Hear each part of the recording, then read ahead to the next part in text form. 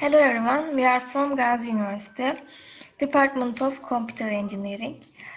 Our group name is Metapod and my name is Merve Artut. We will make a short presentation about our project. Firstly, I'm going to introduce you the dataset we are worked on. We worked with the mushroom dataset. This dataset consists of 8,124 instances and we have 23 attributes.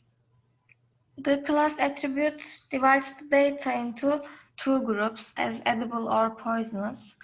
Other attributes include different features such as cape shape, gill size, gill color, and like that. We choose this data set because the number of data and the number of features are quite large. So our analysis could give more successful results. We also thought that working with this dataset could be easy and enjoyable as we are more or less familiar with these mushrooms in our daily lives. On the other hand, our work would be easier because there are so many examples made with this dataset. Uh, and I'm going to talk about our tasks. In order to better understand the data, we prepared some simple questions and answered these questions using some visualization methods. Of the 8,124 mushrooms in the dataset, 4,208 are edible, 3,916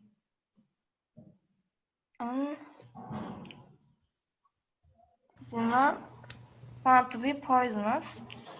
We realized that there was a problem while doing missing value analysis. When we used the isNull function, there was no null value, but in the stalk root property, there were 2,480 values indicated by question mark.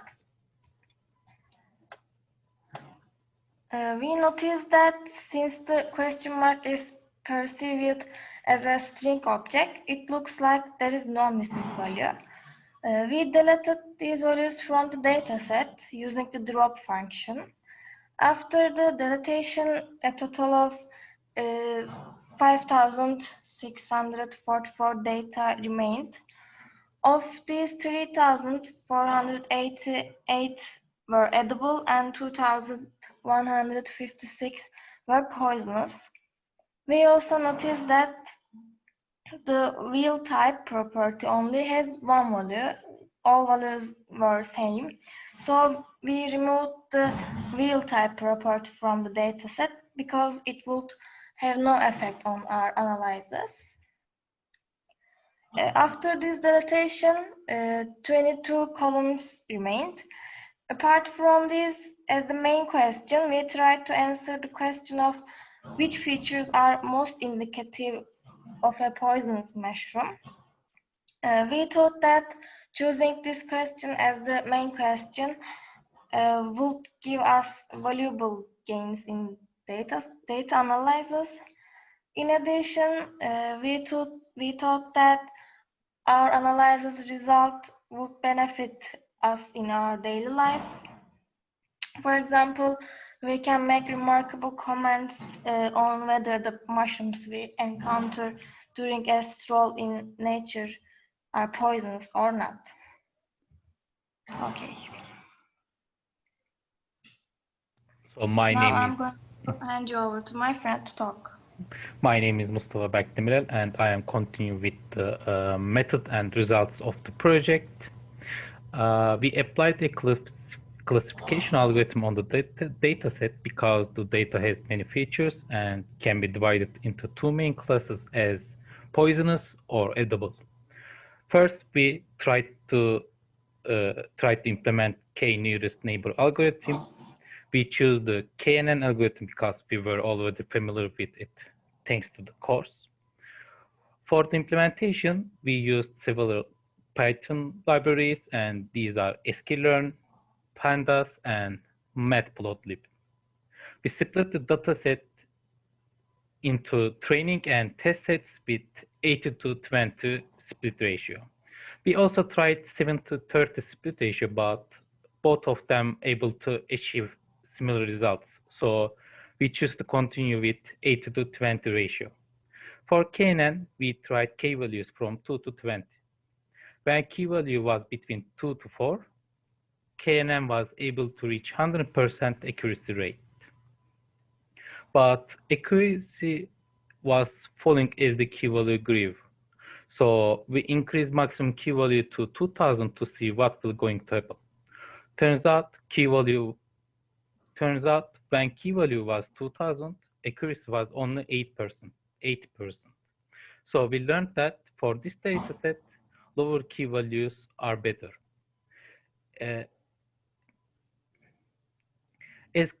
As could be seen from the heat map, KNN only made 9 mistakes when predicting. Also, we tried the random forest method. We used the same ratio as KNN. And for random forest, we tried estimated value from 10 to 100. And with each estimated value we tried, we were able to achieve 100% accuracy. So we think for this data set, random forest was slightly better than KNN. Also, for random forest, we used a sklearn function which shows relative importance of each feature.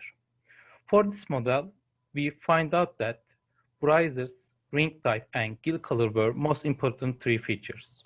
Also, this importance graph will vary according to train set, because when we split our data to train and test parts, we used a scramble feature of the function. As could be seen from the heat map, random forest made none mistakes when predicting, when we used 100 as the estimated value. And for now, I will continue with the demo of our code. So first, we are importing our libraries. Then we should import our dataset. Our dataset's name is mushroom. So we imported it, and as you can see, there is a heat of our dataset and the information of our dataset. As you can see, there is 23 features and 1 dependable variable. So when we run isNA function, there is not missing values. So as previously mentioned, we find stack root has question mark as missing values. So we drop them from our dataset. So also we drop the whale type because it has no any, each mushroom has same whale type, so we just drop them in our dataset. So right now in this part, we split our data in train and test parts. Also for KNN, let's change the range from 2 to 40 for each value. So as you can see, it's predicting, and as you can see, there's lots of predictions where for key value it can achieve 100% accuracy. Also, we're gonna show heat map of this KNN function, and there is only 15 mistakes when predicting this one. So if we continue with the random forest function, and you can see there is feature importances graph, and accuracy for estimated number 20 was 100%. So if we just print heat map, also as you can see, there is no mistakes, and random forest able to reach 100% accuracy rate. So if we sum up what we learned from this project, we learned to analyze a data, apply machine learning methods on the data set, and we learned how we can interpret the results. So our presentation ends here. Thanks for watching.